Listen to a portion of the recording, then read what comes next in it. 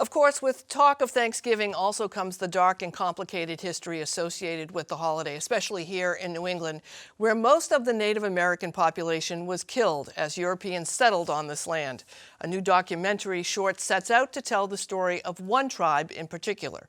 From the mid to late 1700s, members of the Penobscot Nation in Maine were brutally targeted by a government-issued bounty calling for all settlers to hunt Penobscot men, women, and children with varying prices for each.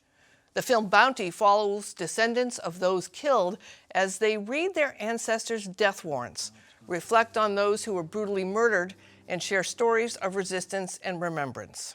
We were seen as animals, basically, in that you could quantify based on the size of us. This proclamation, which is essentially a call to exterminate the Penobscot people through hunting and scalping and murdering, was signed in this very room that we are sitting in.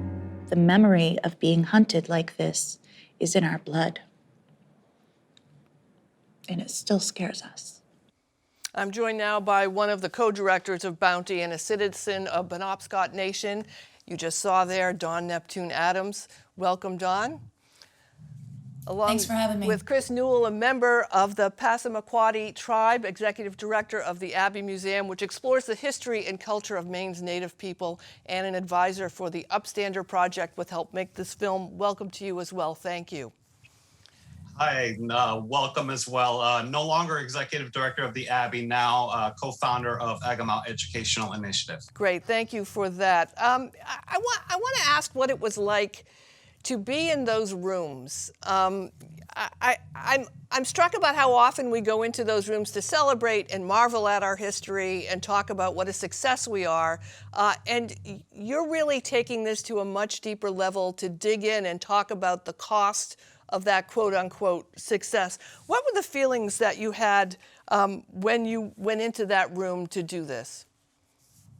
Well, I've never had the occasion to go into one of those rooms and celebrate anything, but in the making of Bounty, the weight of history could definitely be felt. It was both a joyous and unsettling experience to be in a place where my ancestors' death warrants were signed. Yeah, I mean, it's striking in watching the documentary. Also, the raw, fresh feeling of it and sharing it with the generation. Chris, I'm also struck by the concept in living life right now of generational trauma. And that clip there showed us carrying through the trauma of what happened and bringing it into our everyday lives. Can you talk a little bit about that? Yeah, I mean, sometimes when we think about these histories, oftentimes it's the populations of today are thought to be disconnected from them. However, we do carry these histories with us. And as a result of these histories, we are basically the survivors of genocidal tactics. And that's a reality that we have to reckon with as we exist here in what is now the United States. Dawn, the process of putting the film together, it's not just about the film, obviously. It's about the experience and about the education and about carrying on the accurate and proper history. But was there anything that you discovered that was surprising to you? You know, one thing that I was shocked at in my ignorance in watching the film was when you hear the costs and bounties of things, they sometimes you think of money as not being very valuable. I was shocked at the amount of money that the government at that time was willing to place on the deaths and murder of indigenous people here. And in a way, I mean, I get goosebumps now just talking about it, in a way that I think framed it in a way that I had never thought of it before, in a much more horrifying way, if that was even possible. Yeah, it demonstrates colonialism at all costs. The colonists were here to take over the land, water, and they didn't really care how much it would take to accomplish that goal. And it was exceptionally organized even for that time. I mean, we're talking about this bounty, but there were others across the continent. And it was shocking to me just basically how specific they were in trying to eradicate indigenous people here. Absolutely. They begin in the 17th century, various proclamations that happen in various different states, not just Massachusetts, but New York, Maryland, Virginia, the Carolinas, Kentucky, Minnesota, Colorado, California, New Mexico, Arizona, Texas. And it's all about dispossession of native land. Even the Phipps Bounty Proclamation, which the bounty film centers on, begins with bounties of adult males for 50 pounds, but within a year, the Massachusetts Assembly would raise that to an unprecedented 300 pounds per person. Let's go take a look at bounty right now. Let's take a look at the clip. For every scalp of a male Penobscot Indian above the age aforesaid, brought in as evidence of their being killed as aforesaid, 40 pounds. For every female Penobscot Indian taken and brought in as aforesaid, 25 pounds. For every scalp of such female Indian or male Indian under the age of 12 years that shall be killed and brought in as evidence of their being killed as aforesaid, 20 pounds. Don, what was the reaction? You know, this is such an important film for educators and for everybody, obviously. How did the younger people react to experiencing this? The children were all really shocked by the amount of money. Of course, 50 pounds is worth about $12,000 in today's money. And with the numbers that Chris just quoted, I'm blown away. I didn't know that part of it. But generally, the children who were present are, many of them know, what has happened to our ancestors. And it really just gave us a way of celebrating the fact that we're still here. We still maintain connection to our traditions, our culture, our languages, and we're not going anywhere. Yeah, Chris, I was going to say it is also a story of survival and victory in many ways. I mean, I remember pulling the deed on a home that I was living in Boston, and it said that the future residents of the home, no Irish could live there, and nobody could run a business out of there. And it was owned by an Irishman who was running a business out of there. And there was this feeling of, well, you know, you might have held us down, but we still survived. Is there a feeling of oh God, I don't want to downplay the horror of it, but at the same time, you're still here and you're still thriving? Absolutely. I would like to add to that, that feeling.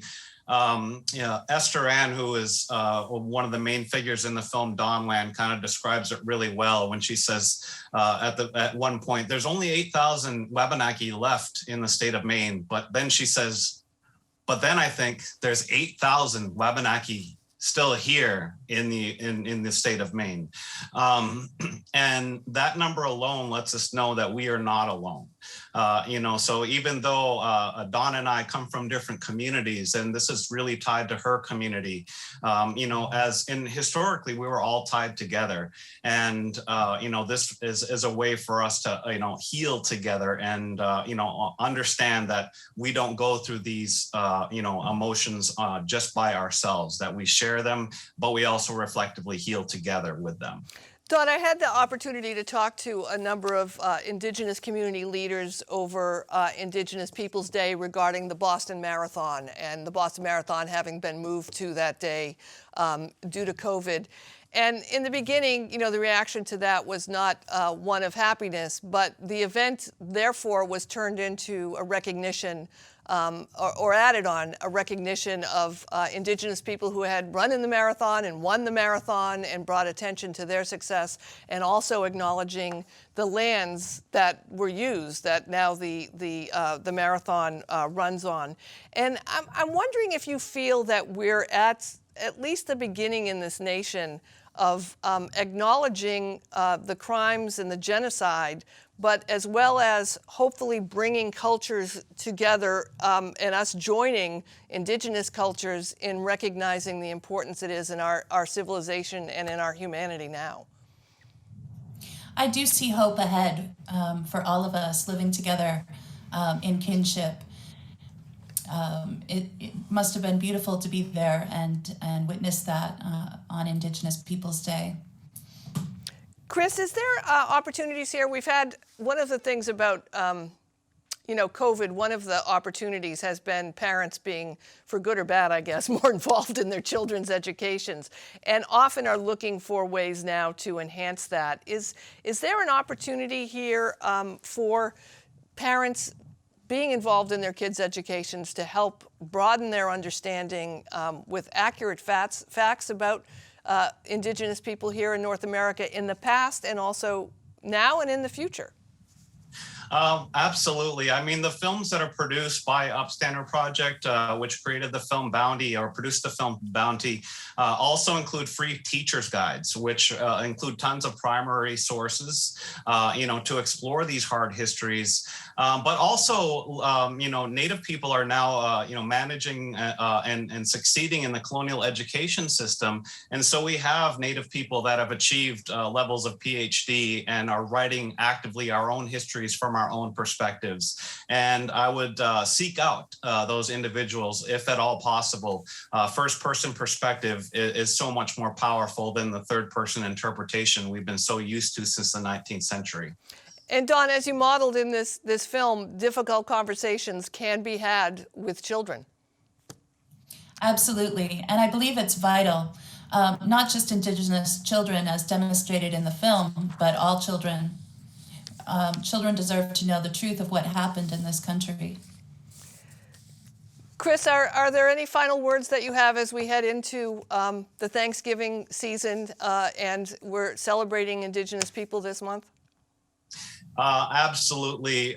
Indigenous Peoples Day for me is every day, and that's one thing I would like people to be reminded of is that, we're glad to have this month, but Indigenous history ties into all of American history ever since Europeans first arrived here and preceding that by, millennia.